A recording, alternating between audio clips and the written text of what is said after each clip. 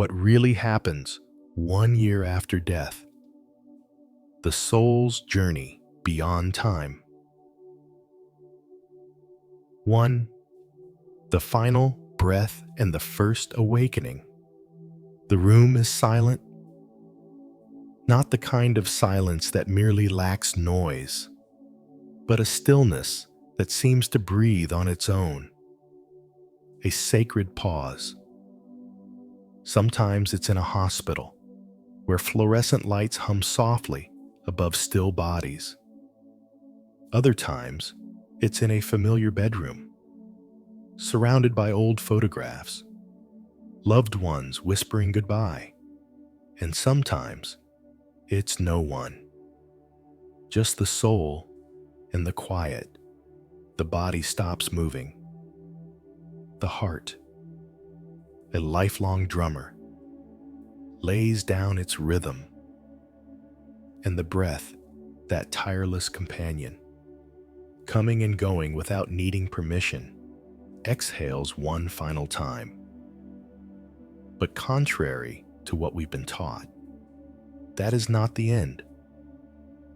In fact, it is where something ancient begins, what the eye cannot see, and what science has only begun to suspect, is that at this precise instant, consciousness does not disappear. It simply loosens its grip on matter. The soul, the very core of our being, what the Hermetics called the divine spark, and what ancient Egyptians saw as the Ba. The mobile aspect of the spirit begins a sacred unfolding, not a violent separation, but a release. A soft unthreading of the ties that once held it to skin and bone. Imagine a knotted rope, worn over decades by memories, regrets, love, and longing.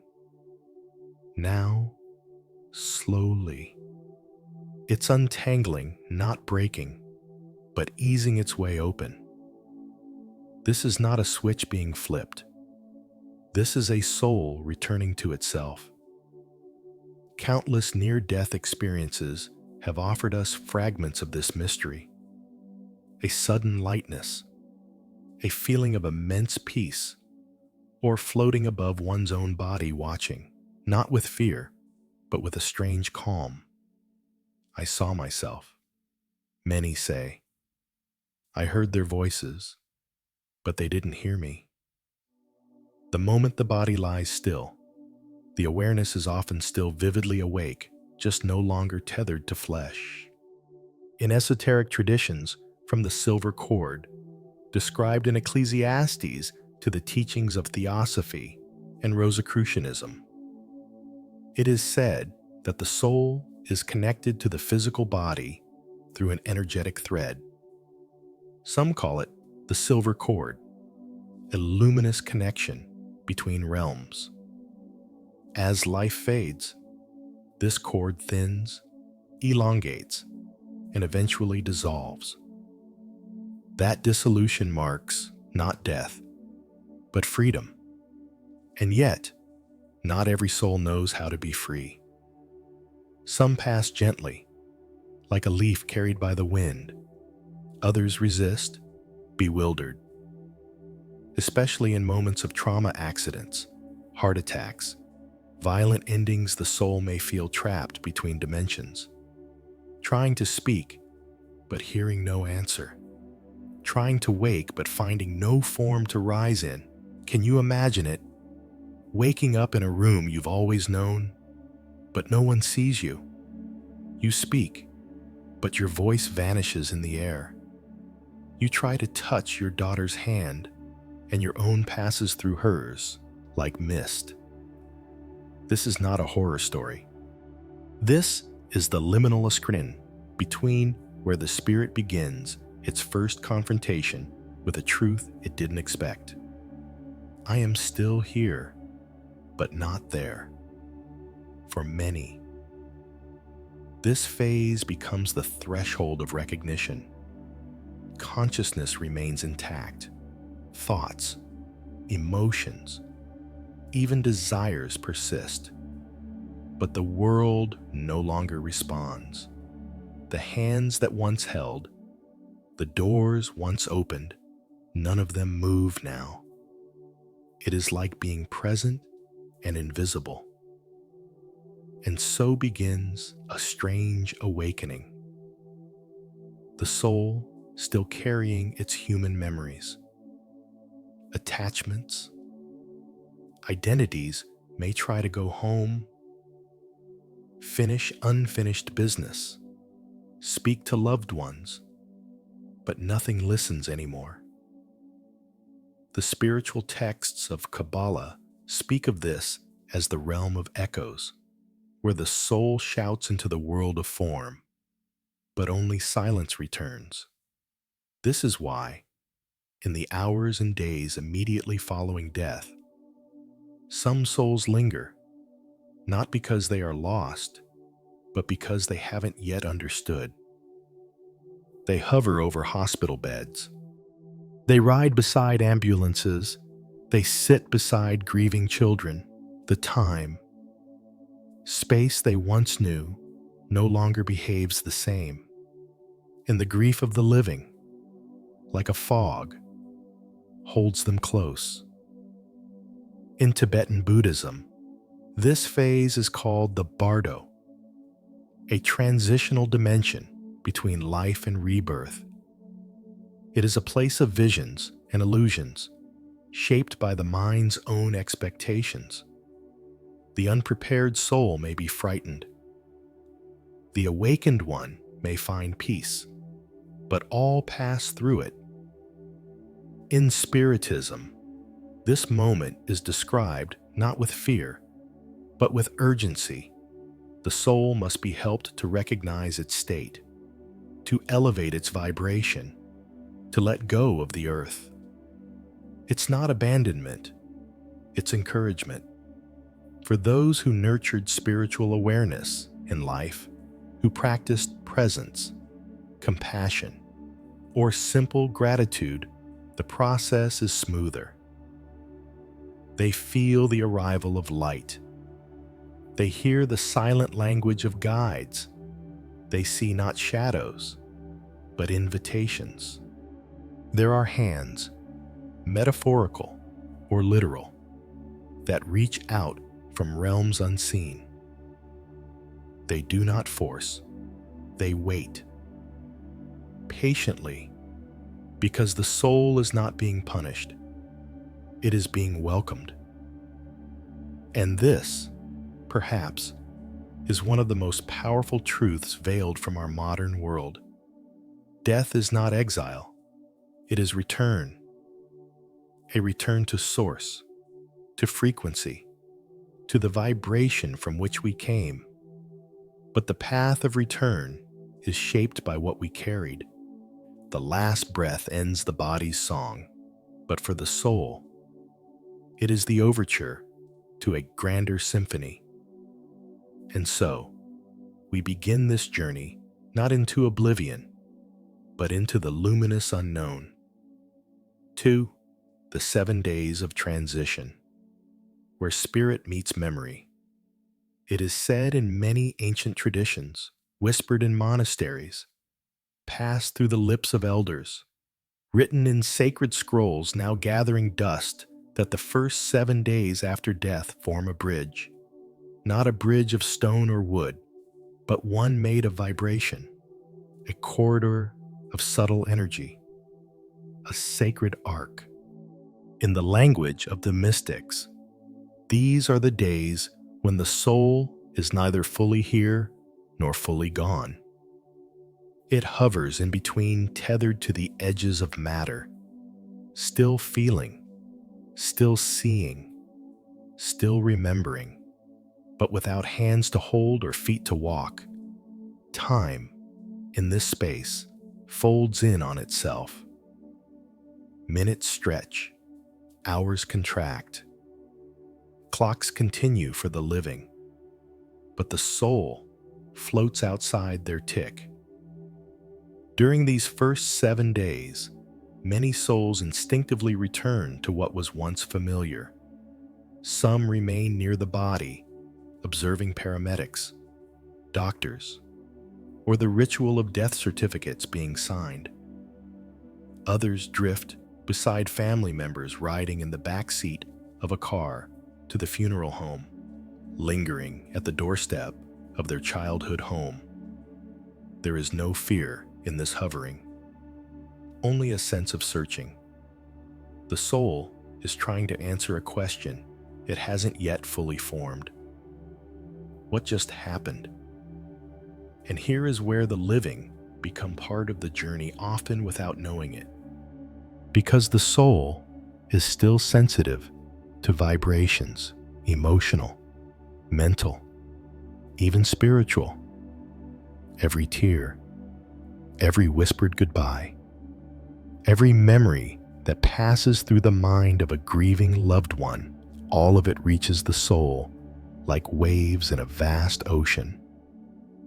The emotions of the living act as currents, either lifting the spirit toward the light or keeping it close to the earth. This is why grief matters not as something to be suppressed, but to be understood. When grief is wrapped in love and release. Thank you. I'll carry your light. Be free. It becomes a guiding torch. But when grief becomes a desperate clinging, don't leave me. I can't go on. It turns into a chain that, unintentionally, binds the soul to the weight it longs to transcend. The ancients knew this. In Egyptian funerary rites, priests would speak directly to the soul, encouraging it to move forward, to remember its true name Ren, and to follow the path to the Duat, the spiritual realm. In Tibetan Buddhist rituals, lamas chant guidance into the air, not for the living, but for the recently departed. In indigenous traditions, the fire is kept alive for 7 days, believed to give warmth to the wandering spirit. There is something universal about this sacred window. On the 3rd day, some traditions say, the soul becomes aware of its disconnection. The realization settles in. I'm no longer alive in the way I knew. This day is often marked by sorrow, not for death, but for what cannot be undone. The soul revisits memories. It watches its own life replay in fragments, not chronologically, but emotionally. A smell, a laugh, a moment that mattered but was never spoken aloud. On the 7th day, a shift begins. It is not always dramatic, no lightning, no heavenly voice. Sometimes, it is as gentle as a breeze, but something in the frequency of the soul changes. The vibration begins to lift, like mist rising after rain. If the soul has begun to accept its passage, if it has received the love and release of those left behind, then a door, or what some call a subtle portal, opens. And yet, it's not automatic. There are souls who linger beyond the 7 days. Souls caught in trauma, in unfinished business, in deep attachment to what they had or what they lost. They may remain at the cemetery, unable to let go of their body, or return again and again to a child's bedroom, whispering words that go unheard. This is not punishment. It's not hell. It's simply density, the soul still wrapped in the energetic layers of earthly emotion. Finds it difficult to rise, not because it is denied, but because it is still entangled, like a balloon that longs to soar, but is knotted to a stake in the ground. This is where prayers, rituals, and memories of peace become medicine. When we speak their name with reverence, when we light a candle and smile at the joy they brought, when we whisper, "You are free," we are not performing sentimentality. We are literally sending frequencies high, clear tones that help the soul recognize its path. This is why cultures across the planet have created ceremonies on the seventh day. From burning incense and chanting mantras to simply gathering with stories and silence. This is the moment where the living and the departed perform a sacred dance, the dance of farewell and ascent. It is not about forgetting, it is about allowing. And here lies a deeper truth, drawn from ancient philosophy. Everything that has a beginning must fulfill its cycle. The number 7, across spiritual traditions, is the number of completion 7 chakras, 7 days of creation, 7 heavens. It symbolizes the passage from the material to the transcendent. In the context of death, it marks the soul's first full circle beyond form. By the end of the 7th day, if the soul is ready, if it has understood, accepted, and released, its vibration begins to resonate with what mystics call the higher plane. Some describe this as entering the tunnel of light. Others feel a hand extended from beings of pure love. Sometimes it's a parent, sometimes a guide the soul never knew it had. But always, it feels like home. For those still here on earth, this knowledge can transform how we mourn. We are not helpless. Our thoughts, our love, our forgiveness, and our peace, they matter. When you remember someone who has crossed over, and you do so not with sorrow, but with sacred gratitude, you become part of their journey. You become a light in their sky. The soul is still near, but now it begins to move. 3. The 40 days of reflection. When memory becomes mirror, by now, the soul has crossed its first threshold. The 7-day corridor has narrowed behind it like a dissolving mist, and though some fragments of earthly attachment may still linger, something inside the soul has begun to shift. Not because time has passed for time. In the subtle planes, is less a clock than a current, but because awareness is unfolding. This unfolding gives way to a new phase. A sacred interval, whispered about in mystical circles and reflected in ancient rites across continents.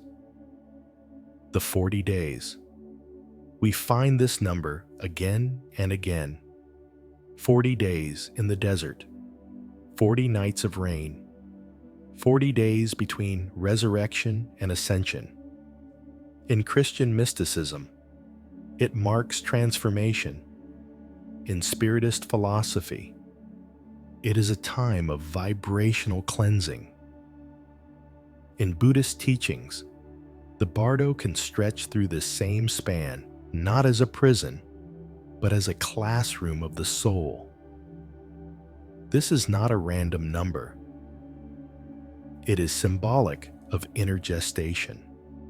And for the soul, it is the time when life begins to reflect itself back, not as a slideshow of facts and events, but as a living tapestry of emotion, intention, and consequence. Here, there are no judges, no booming voice declaring what was right or wrong. The soul becomes its own witness. It sees again the moments of love it gave, but now from the eyes of the one who received it. It feels, in full resonance, the impact of its kindness and of its silence. It relives, not through memory, but through energetic empathy. If it once hurt someone, even in ignorance, the soul feels that pain as the other. If it once uplifted a stranger, it experiences the ripple of that joy as if it were its own. Because in this plane, there is no other, only reflection. This is not punishment. This is illumination. And it is here, during these 40 days, that the soul begins to understand what philosophers from Plato to Gibran have always hinted, that life is not just lived, it is echoed. That every thought, word, and gesture generates a vibration, and that vibration builds a landscape. Not a metaphorical one, a real, living vibrational field. In this review, souls are often accompanied, not by stern judges or cold spirits, but by guides, beings of deep compassion, sometimes known to the soul in life, other times recognized only now. In this higher clarity, they do not chastise, they explain. They illuminate what could not be seen before. Here, a guide might say gently, "You chose fear, but love was also present, waiting." Here you turned away not because you were cruel, but because you were afraid. And now you can understand that fear and release it. These beings do not intervene to erase the past. Instead, they translate it. They show how each thread of choice was part of a larger weaving, not for judgment, but for growth, for healing, for liberation. Because even in the spiritual world, the soul can carry wounds. Some are old inherited fears, ancestral imprints, karmic imbalances. Others are recent regrets, guilt, anger at life's unfinished chapters. And so, these 40 days become a kind of spiritual therapy, not through punishment, but through recognition and release. In Hermetic philosophy, it is said that as above, so below, as within, so without. Here, that law comes to life. What the soul sees within unresolved grief, unspoken gratitude, dormant dreams becomes the very terrain it walks through. A soul carrying joy may find itself in luminous gardens of peace. A soul burdened by remorse may walk foggy plains until the fog is cleared by forgiveness. Letting go, at this stage, is not forgetting. It is remembering rightly, not from the ego's defense, but from the spirit's clarity. And yet, this process is not only about the past. During these 40 days, the soul also begins to sense the threads of the future, not always as destinations, but as possibilities. Some feel the gentle pull of service, a call to become a guide for others. Some begin to prepare for a return to Earth, to enter a new body and continue their evolution in another life. But before any forward step can be taken, there must be release. And here lies the greatest paradox of love. Sometimes, to love is to let go. Many souls, during this period, find themselves visiting the people they loved, not to haunt, not to warn, but to say goodbye, or sometimes simply to be near. These visits are most often felt in dreams vivid, full of color, layered with emotion. In these encounters, time bends. Words are exchanged without speech. Hugs are felt like waves of warmth. For those still incarnated, these dreams often carry an afterglow, a feeling that something real happened. And often, it did. These are not just dreams. They are reunions. But not all souls can leave easily. Some, in witnessing the grief of their loved ones, feel a pull to stay. Not out of selfishness, but out of compassion. They sense the tears, the pain, the unfinished words. They whisper in ears that no longer hear, hoping for a sign. But sometimes, that hope becomes an anchor, and the soul, meant to rise, remains earthbound not because it must, but because it chooses to carry the sorrow of another. This is why grief must be transformed into gratitude, to say, I love you, and I release you.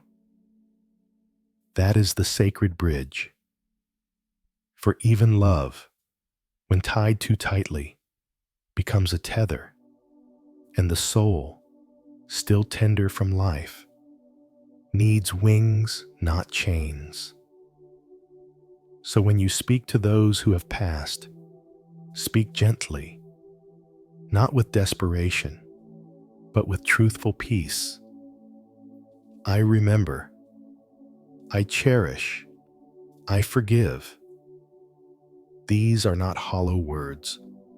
They are vibrational keys, and when the 40th day comes, sometimes marked by ceremony, sometimes by a simple moment of stillness, something subtle happens. The energetic ties to the material world begin to dissolve.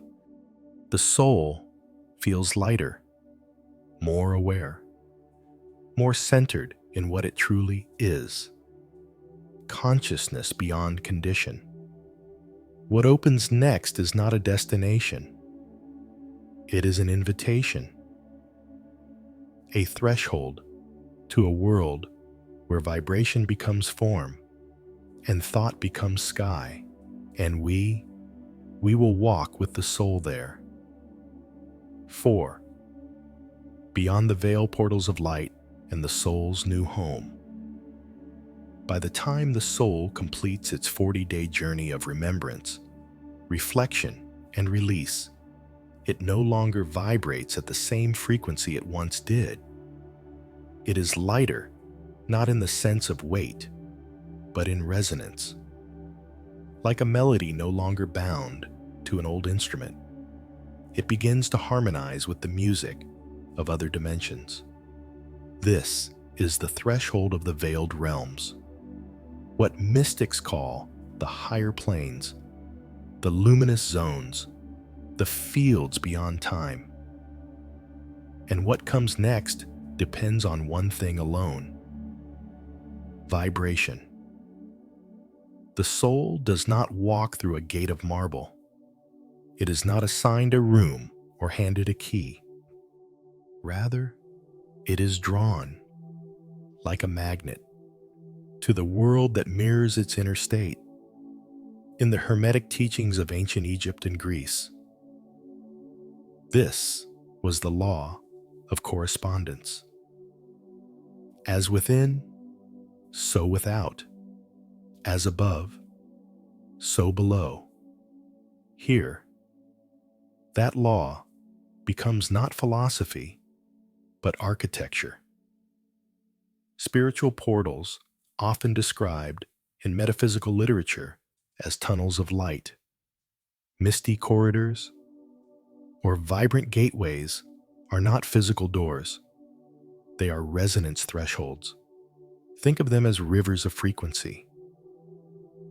Some flow gently, guiding the soul to spaces of learning and peace. Others, darker and denser, lead to shadowy realms of entanglement and confusion, not as punishment, but as reflections of inner density. It's not about being good or being bad.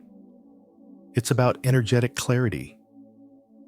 Souls that have cultivated self, awareness, compassion, and humility, even amidst imperfection, find themselves welcomed into higher vibrational spaces. Many spiritist teachings speak of these as spiritual colonies, vast communities of light, with gardens, libraries, healing centers, and learning temples. These are not fantasy, they are vibrational cities, made not of bricks, but of intention and light. Chico Xavier, one of the most prolific spiritual mediums of the 20th century, wrote extensively about these colonies, especially in his seminal work Nosso Lar, Our Home, where the disincarnated soul of André Luiz awakens in one such city after death. There, the soul learns, heals, serves, and evolves. Many intuitive people from different cultures and timelines describe similar places, shimmering fields where thought creates environment, where love is currency, and where beings of different evolutions gather for mutual growth. These realms are not static, they are alive, constantly adapting to the needs of the soul and the collective. But not every soul arrives there immediately.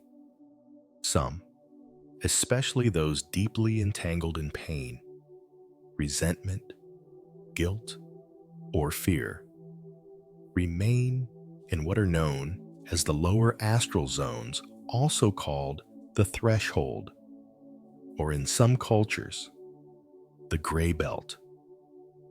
These are not hells, though they often resemble the emotional hells we create during life. They are vibrational landscapes made of unresolved emotion. Here, the soul may feel lost, reliving memories, trying to understand its place. Some are surrounded by others who vibrate similarly, not in punishment, but in energetic mirroring. And yet, even here, light is not absent. In every dimension, there are guides, mentors, rescuers, spiritual agents who descend into these zones to offer assistance. Not through coercion, but through invitation.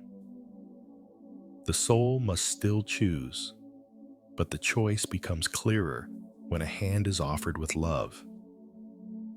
Some souls don't remain in any place for long.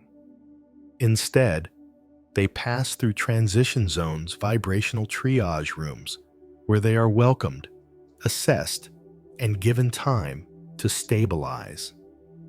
Think of them as spiritual airports or sanctuaries between realms. In these spaces, the soul may rest or wait for reunions with loved ones, or even meet beings who accompanied them throughout life, unnoticed guardian spirits, ancestral guides, invisible friends of light. And this is one of the great revelations in these higher dimensions. You were never alone. Every thought of peace you ever had was echoed by someone in silence. Every moment of despair that didn't swallow you was softened by a presence you didn't see. Many of the coincidences in your life were whispers from these guides, gently nudging you toward your path. And now, as the soul steps more fully into its new dimension, it begins to remember this, not as an idea, but as a felt truth. Here, the soul no longer identifies as a body, or a name, or even a role. It begins to sense itself as essence, a point of living consciousness in an infinite ocean of vibration. This new home may look different for each soul. For some, it's a luminous landscape, peaceful, harmonious, filled with others who radiate kindness. For others, it's a school where classes unfold through shared experience, not lectures. For many, it's a place of healing, where energies are balanced, where old wounds are gently soothed, where the soul finally rests. This rest is not idleness, it's integration. And after that rest, new questions arise. What now? Do I stay and serve? Do I learn more before I return? Do I wish to reincarnate? The answers are not rushed. There is no pressure, only guidance.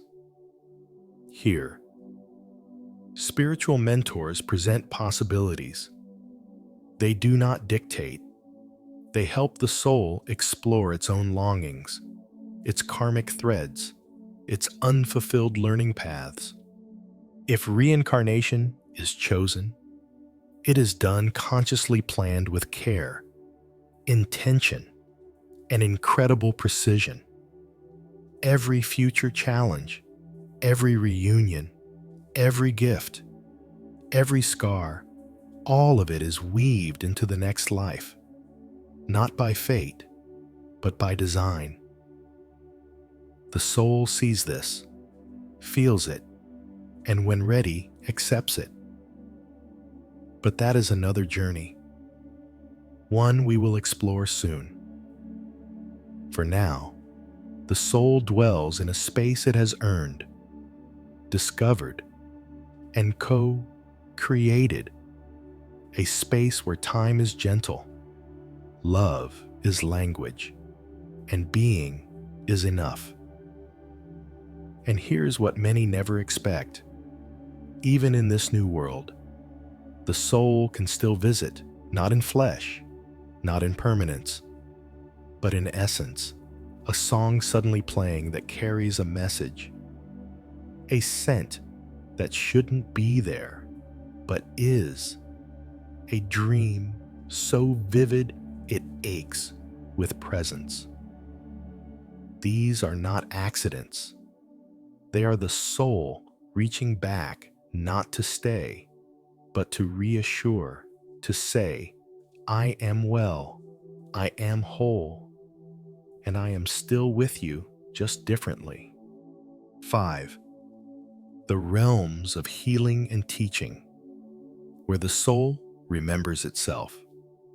Beyond the luminous gates, beyond the vibrational portals and the quiet reunions, the soul enters a realm unlike anything it knew in life.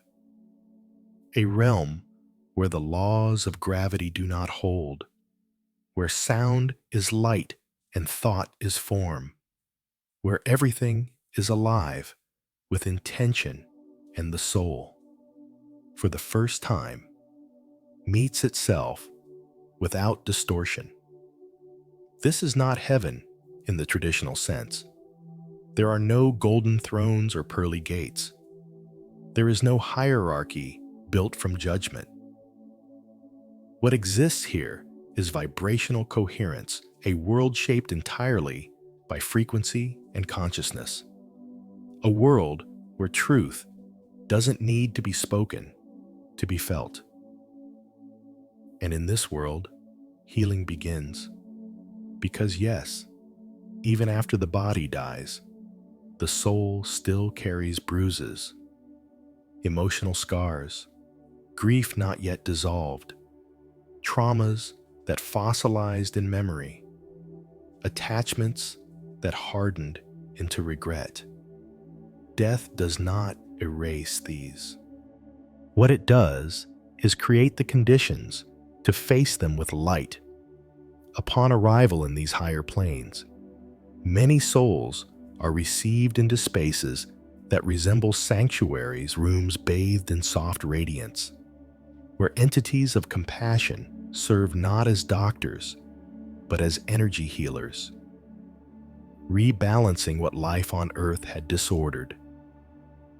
These aren't hospitals in the physical sense. There are no scalpels, no machines, only resonance, intention, and subtle intervention. Some souls, exhausted from the density of their earthly journey, enter a state of deep rest. Not sleep in the human sense, but something far more profound, a vibrational hibernation, where their spiritual body is gently recalibrated. There are accounts from sensitive mediums who describe souls asleep for weeks, even months, being slowly revived by waves of subtle energy. Others, more conscious, are immediately guided into what we might call vibrational therapy. Here, the healing occurs through harmonic sound, light, and what ancient mystics referred to as soul passes energetic flows of intention directed from evolved beings, much like Reiki or magnetic healing, but at an exalted frequency. And then comes the moment when the soul is invited to remember not just its last lifetime, but its entire journey across incarnations, cultures, forms, identities. What we are in these realms is not a body, not a name, but a continuum of consciousness, a fluid, timeless being that has worn many masks, played many roles, and loved in many ways. This memory does not overwhelm. It arrives like a gentle unfolding, as if pages long sealed are opened one by one, each carrying a lesson, a song, a mirror. To support this remembrance, many higher realms host what could only be described as schools of the soul. Yes, there are schools, not with desks or chalkboards, but with living knowledge. Places where wisdom is not memorized, but absorbed through vibration, through shared presence, through experiential immersion. In these sanctuaries of learning, souls revisit the laws of the cosmos, cause and effect, resonance, polarity, rhythm, correspondence, and mentalism, the same laws taught in the ancient Hermetic texts and echoed in spiritual philosophies throughout time. But here, they are not theory, they are embodied. Want to understand cause and effect? The soul relives a choice it once made and experiences the chain of ripples it created, both beautiful and painful. Want to understand universal love? The soul steps into the consciousness of someone it once harmed, and then into someone it once uplifted until it realizes there is no separation, only reflection. These are not punishments. They are awakenings, and slowly, with each realization, the soul sheds another layer of illusion. It lets go of titles, father, daughter, king, servant. It releases attachments to wealth, to shame, to praise, to blame. It sees that every form it ever wore was part of a greater unfolding, not toward perfection, but toward integration. And with that integration comes healing. One of the most extraordinary features of these realms is that learning and healing are the same process. There is no difference between understanding a truth and being transformed by it. In the subtle worlds, knowledge is not sterile. It's vibrationally alive. And this is what frees the soul. The realization that growth is not about becoming someone else. It's about returning to what we've always been beneath the noise. Many souls, upon reaching this stage, find new purpose. Not because they must, but because they can. Some choose to remain in these luminous planes to serve to become guides for other souls, mentors for the newly departed, or emissaries who descend into denser realms to uplift those who still wander. Others begin preparing for a return to form a new incarnation, planned not out of karmic debt, but out of a deep longing to continue evolving, to test new capacities, to bring more light into matter. But reincarnation here is not roulette. It is precision engineering. With the help of spiritual architects, advanced entities who read the vibrations of potential, the soul maps out its next journey. The geography, the family, the challenges, the gifts, the lessons. Even apparent accidents or fated meetings are infused with intention. Why be born into hardship? Why return with a disability? Why choose a family that doesn't understand you? Because each scenario becomes a classroom for a specific frequency, the soul wishes to strengthen compassion, patience, courage, clarity. And once the plan is aligned, the soul begins to prepare. Not as an actor memorizing a role, but as a being fine, tuning its energy for the descent. And yet, even then, some choose to wait. Because there's no rush in eternity, many prefer to spend more time observing, serving, or simply basking in the radiant presence of Source, a presence that, here, is not a being, but a field of pure awareness.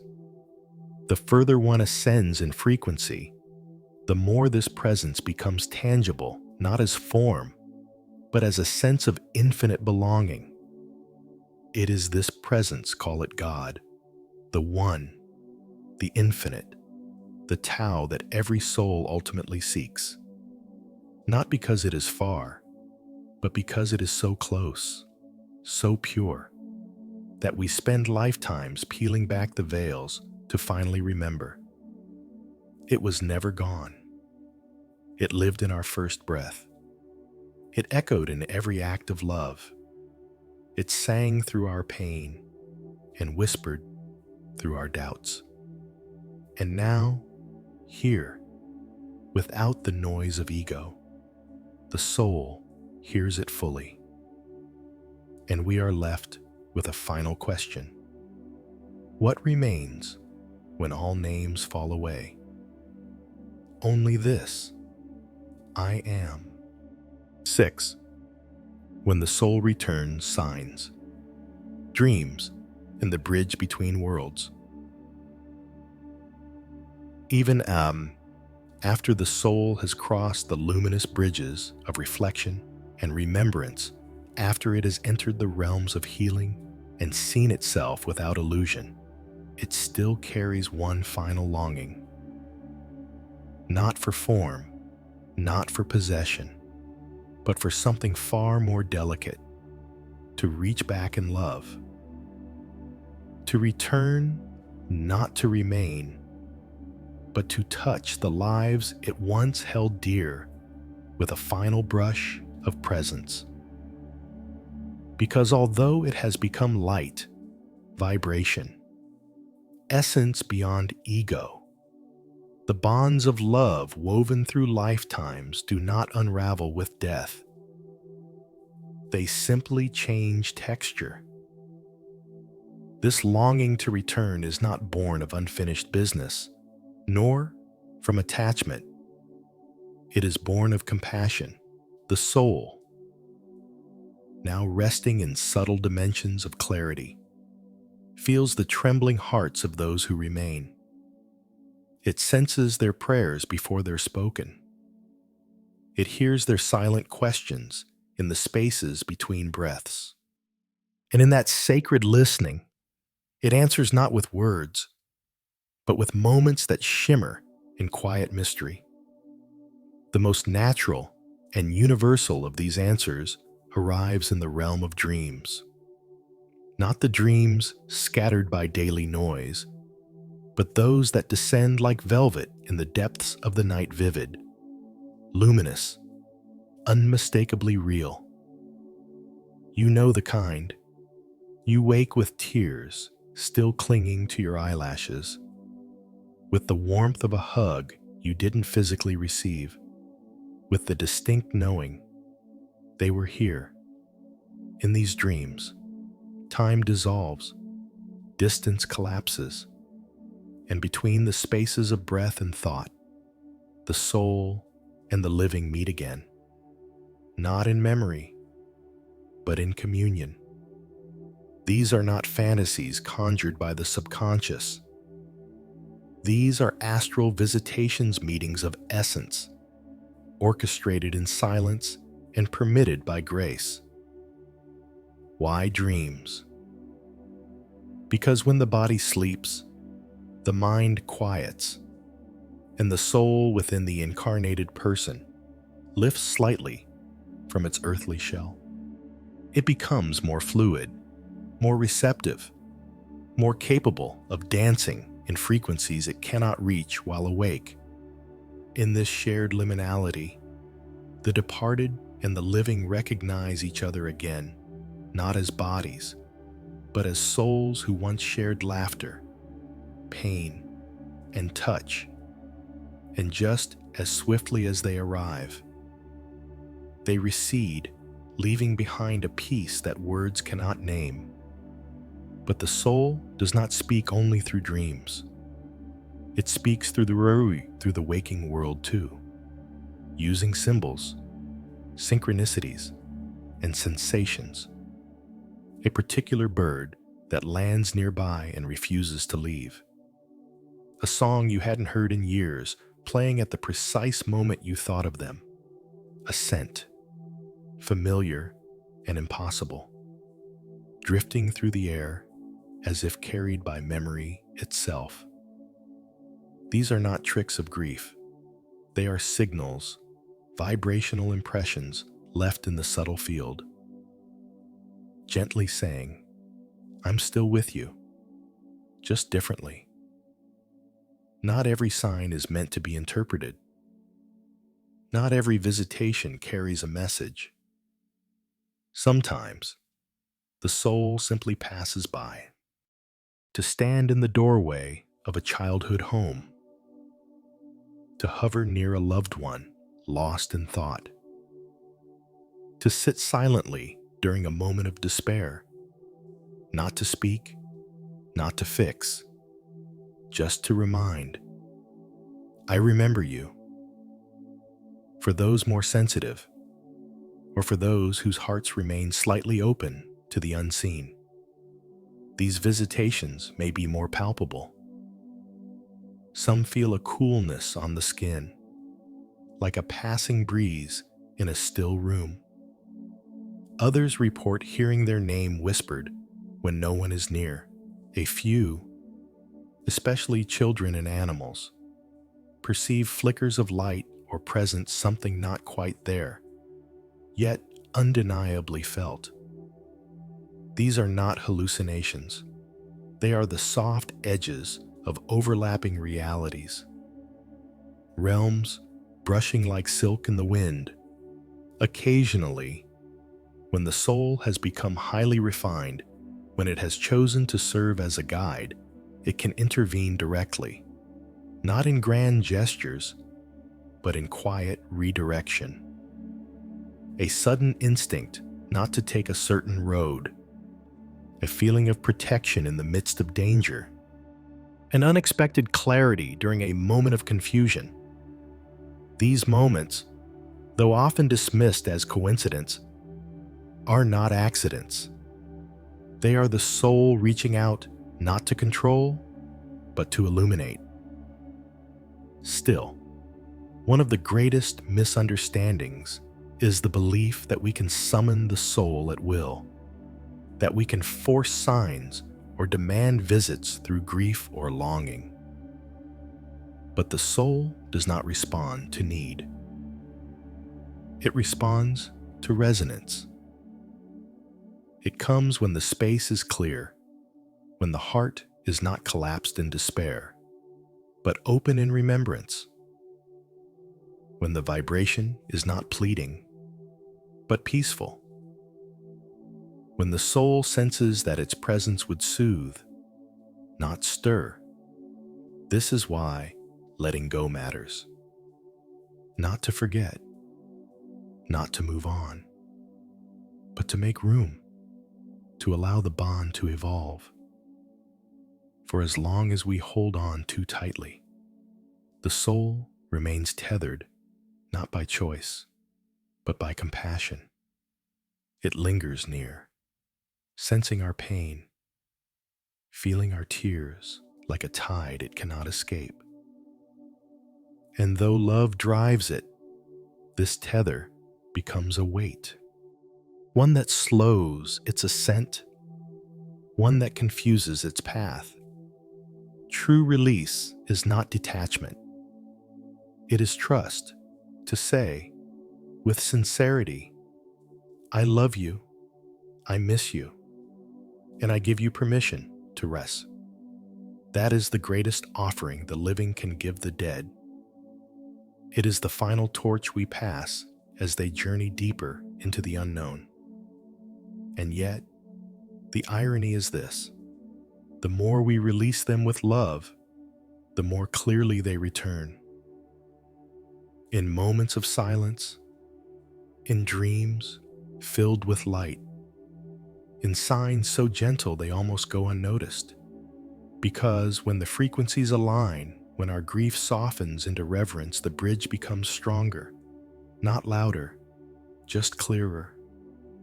The soul, now lighter, continues onward, but the love remains. And that love, when lived with awareness, becomes a thread woven through time. It is not bound to visits. It does not require presence. It simply is. And when you least expect it, when you're laughing in the sunlight, or quietly sipping tea alone, you may feel it again. A whisper without sound, a warmth without source, a stillness that says, I was here, I am still here, and I always will be, just in another form. 7. The first year, the closing circle and the living bridge. 1 year. A single revolution of Earth around the sun. For the world, it may seem like nothing more than the passing of time. But for those who have loved and lost, for those who have carried a silent absence within their days, that 1 year holds the weight of lifetimes. And for the soul that departed, it marks the closing of a sacred arc, not an ending, but a completion. The first year after death is not just a calendar cycle. It is a vibrational spiral. It begins with the final breath, moves through the soft severing of earthly ties, spirals inward into reflection and review, extends outward in silent visits, and finally returns to stillness, not a stillness of silence, but of understanding, of release, of readiness. In many ancient cultures, this first anniversary was not taken lightly. The Egyptians honored it with sacred offerings. The Hebrews lifted the veil of mourning. In Buddhist monasteries, chants echoed for 49 days and again at 1 year as a symbol of transition. Even in modern hearts, far removed from ritual, the soul of the living senses it, that something subtle but real is reaching a point of shift. And indeed, something is. Because even though the soul is no longer bound to our concept of time, it still honors the rhythm of human experience. The soul understands that the first year is a deep rite of passage, not just for itself, but for those it left behind. In that year, the living stumble through shock, denial, longing, questioning, and finally, quiet acceptance, and the soul, always sensing, always nearby, bears silent witness to it all, not interfering, but accompanying, like a candle in the fog. But now, as the first cycle draws to its close, something begins to lift. It is not a dramatic exit. There are no celestial trumpets. But there is a shift in the soul's energy, a loosening of what was once tenderly held. During this time, many people report strange dreams, sudden emotions, or even a peace they cannot explain.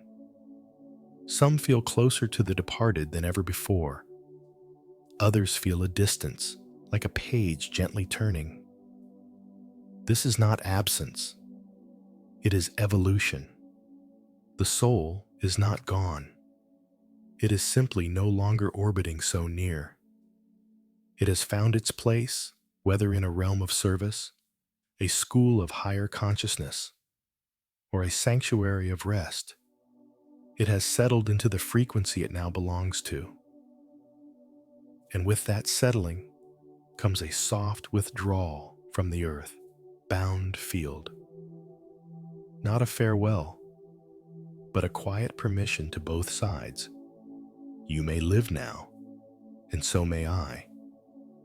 For the soul, this moment is sacred, a time to breathe fully in its new reality, a time to rise without the weight of someone else's sorrow, a time to become what it could not while staying close to grief. For the living, this moment is an invitation, not to forget, but to shift the form of remembrance, to move from mourning to meaning, from ache to action, from heaviness to homage. Because the soul doesn't want to be a memory dipped in sadness. It wants to be a presence carried forward.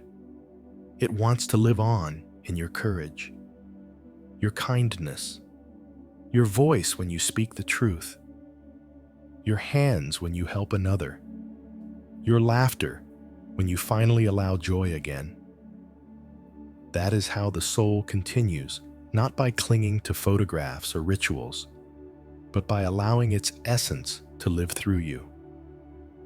This is the legacy that matters. Not what was said at the funeral, but what you say to yourself now, in silence. I choose to live well, for them, because of them, with them, in a new way. And strangely, this is when many people report the deepest sense of connection.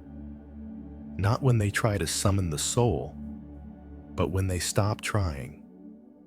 When they sit under a tree, when they walk in the morning light, when they do something kind without telling anyone. There, in those quiet spaces, The soul returns not as a whisper, not as a ghost, but as an atmosphere of peace. 1 year is not a deadline.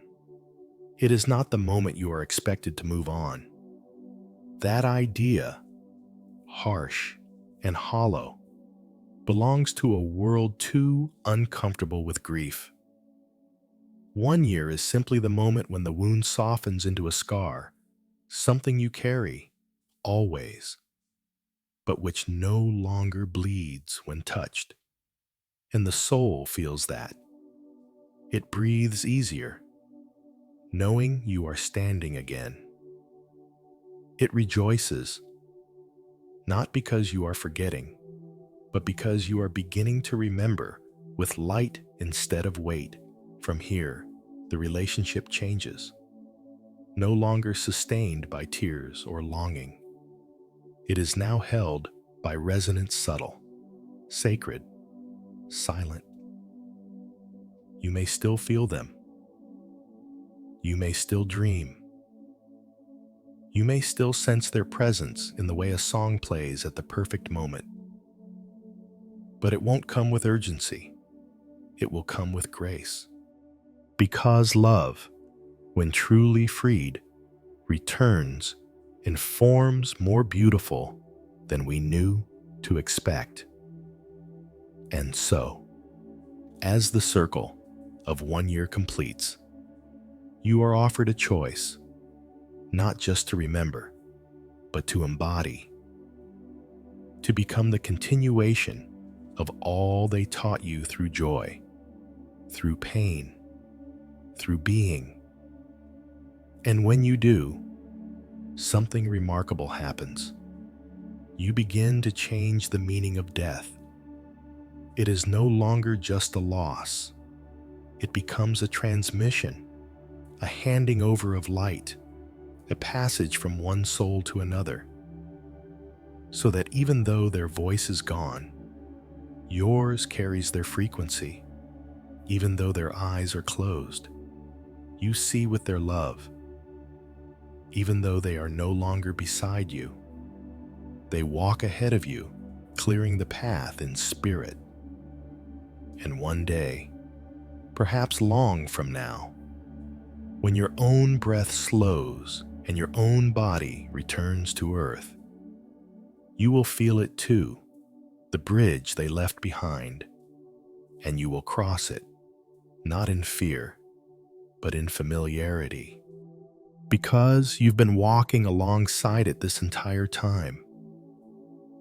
And they will be there, not waiting, just welcoming, like a friend at the end of a long, beautiful road, smiling, open arms, home.